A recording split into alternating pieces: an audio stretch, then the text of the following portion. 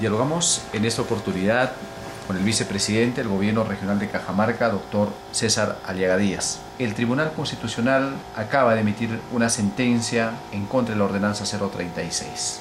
¿Qué expresa esta sentencia para la opinión pública que está atento para recibir una opinión legal? Efectivamente, ha sido publicada a través del portal web del Tribunal Constitucional la sentencia emitida por este órgano defensor de la Constitución, que señala que la ordenanza regional 036 dictada por el gobierno regional de Cajamarca, que declaraba inviable el proyecto Conga, es inconstitucional conforme a este fallo jurisdiccional. Nosotros hemos leído con atención la sentencia, tenemos todo el derecho primero de expresar nuestra opinión, porque la Constitución garantiza el derecho de los ciudadanos a criticar las sentencias jurisdiccionales, y eso incluye a las sentencias del Tribunal Constitucional.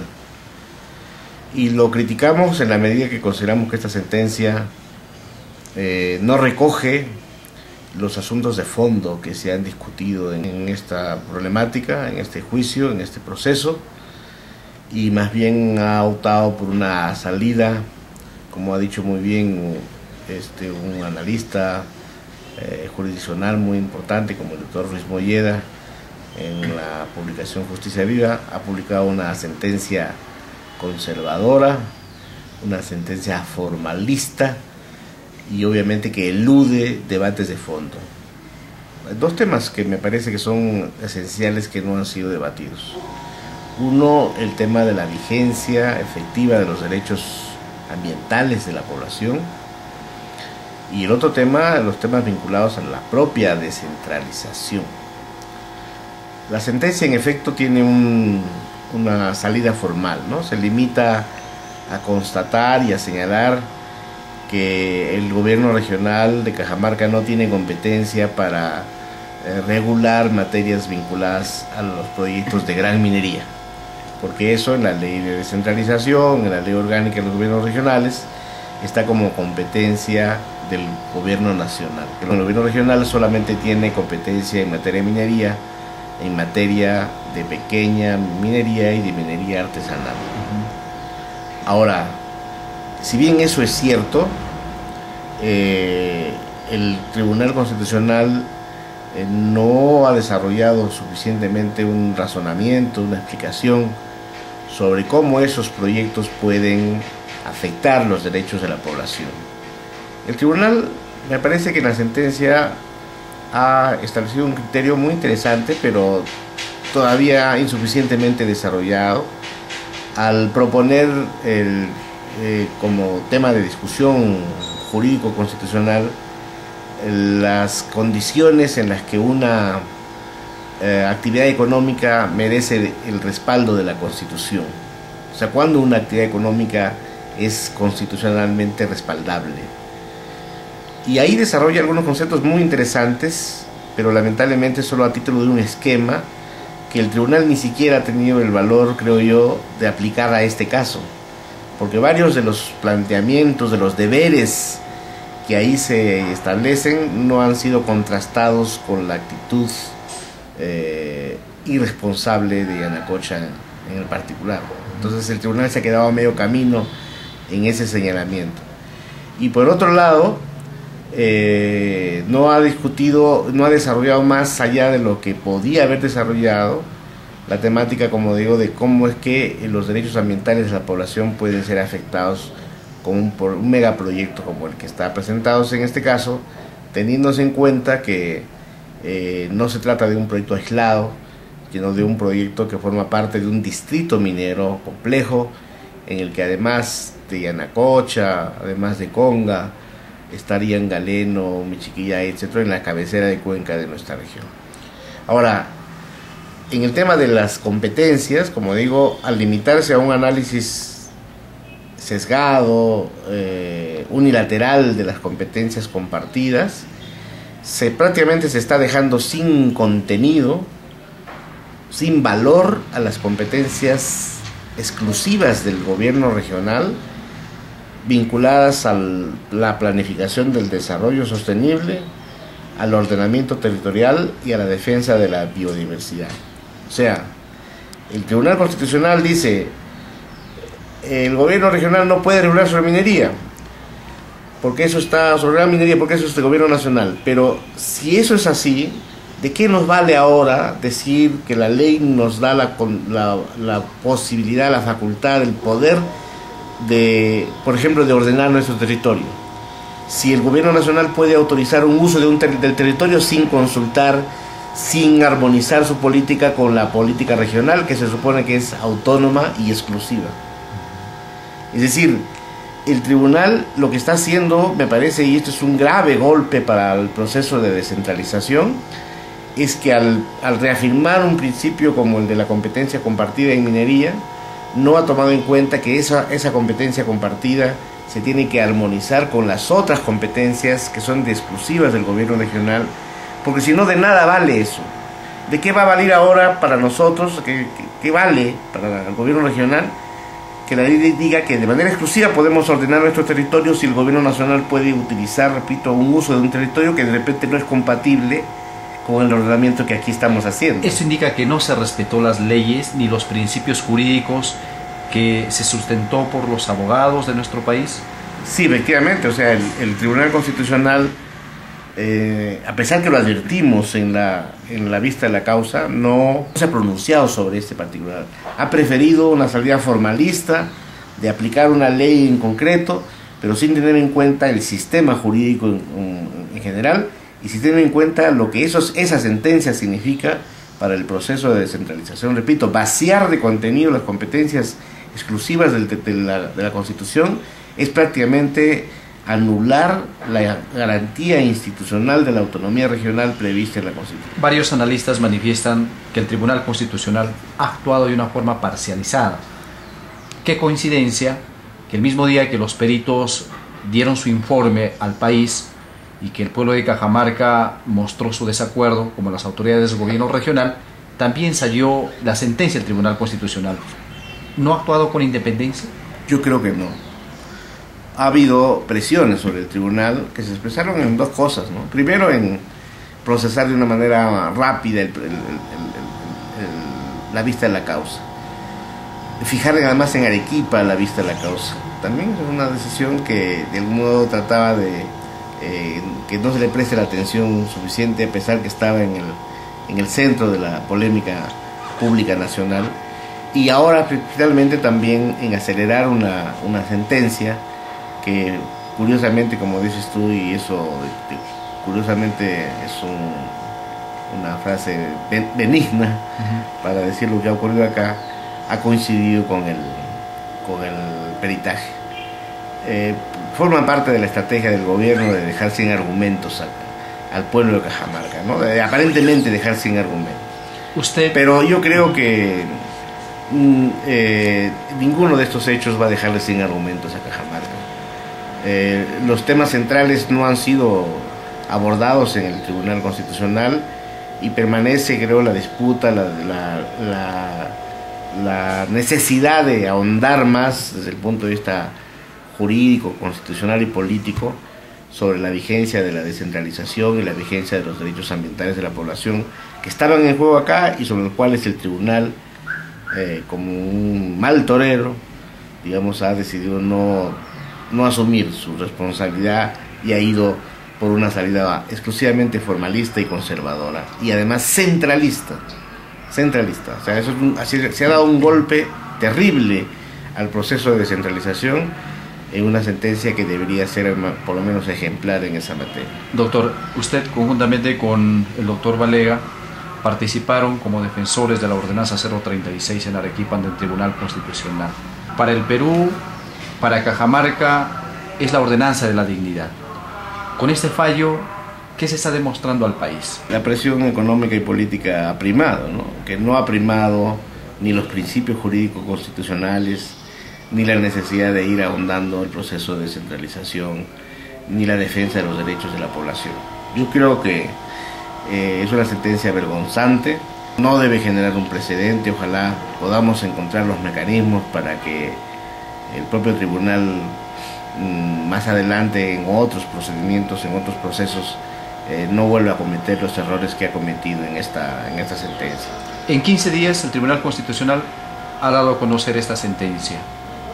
Cuando ustedes participaron como defensores de la Ordenanza 036, ¿conocieron un determinado tiempo?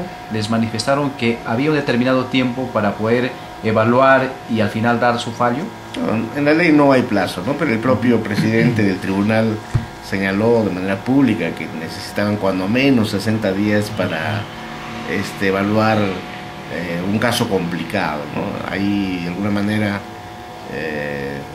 al decir que han podido producir una sentencia en 15 días, se desdice el presidente del propio tribunal, ¿no? Ahora, era previsible de algún modo, en la medida que este tribunal está en una situación bastante precaria, no solamente por la calidad de sus miembros, sino por su condición actual, ¿no? Hay varios de los miembros, no menos de 4, que prácticamente su mandato ha concluido. Entonces, en realidad están actuando de manera precaria, ¿no? Y esa situación los hace proclives probablemente a no resistir las presiones económicas y políticas que han estado en juego en este término.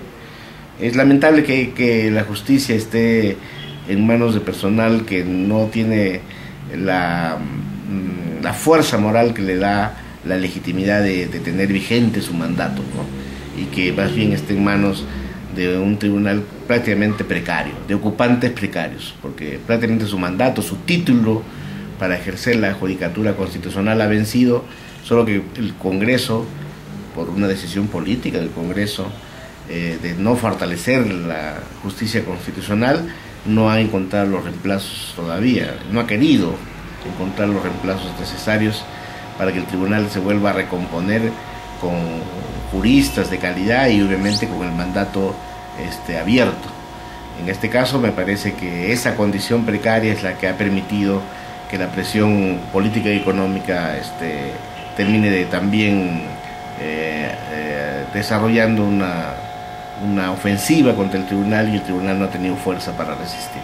Nos hace recordar a la época de la dictadura, donde una persona o el gobierno dominaba los poderes del Estado. Sí, estamos ante una situación, he escuchado un término hace pocos días, de la abdícrata, el gobernante o el político que ante la menor dificultad abdica de su responsabilidad, renuncia a sus poderes, a sus facultades, a sus competencias frente a la presión. Esta abdícrata se diferenciaría del demócrata, que defiende al pueblo y ejercita su función para beneficio del pueblo, y se diferenciaría también del autócrata, ¿no es cierto?, que es el que impone por la fuerza su propia voluntad. La democracia peruana está en una situación muy débil. Estamos viendo cómo es que el presidente está caminando hacia un autoritarismo, hacia una autocracia, pero al mismo tiempo también hacia una abdicracia, en la medida que el presidente se ha sometido a los poderes económicos y a los poderes políticos. Y algo con eso también puede haber ocurrido con el tribunal, y eso es triste para un país que tiene una institucionalidad muy débil, que nuestra conciencia democrática no está suficientemente asentada, y eso puede ser muy perjudicial para nuestro país. Doctor, usted lo ha leído, la sentencia del Tribunal Constitucional. ¿Esa sentencia es por mayoría o por unanimidad? Por unanimidad. Por unanimidad. Por unanimidad. ¿Qué significa? No, significa que el tribunal se ha puesto de acuerdo en que esa era la solución, pero digo, yo creo que el tribunal sabía, tenía en las manos un caso que debió ser ejemplar, y renunció a establecer una línea jurisprudencial clara sobre la materia, y se ha quedado una decisión, una sentencia formal que va a pasar, creo yo, a las anales de la vergüenza de la historia de nuestro país. Sin embargo, el presidente ha manifestado que no todo está perdido. Hay otras instancias que es posible esta apelación. ¿Eso es cierto legalmente? Bueno, la Constitución establece que, agotada la jurisdicción nacional, se puede recurrir a la justicia supranacional. Es un tema que estamos analizando, si es posible en este caso acudir directamente en revisión de la sentencia del tribunal, o utilizando otros mecanismos de libre acceso también a la justicia supranacional. ¿Pero hay una decisión política del gobierno regional? Sí, de buscar la posibilidad de abrir esos canales. He escuchado por ahí una crítica que dice que ¿qué tienen que hacer los países internacionales?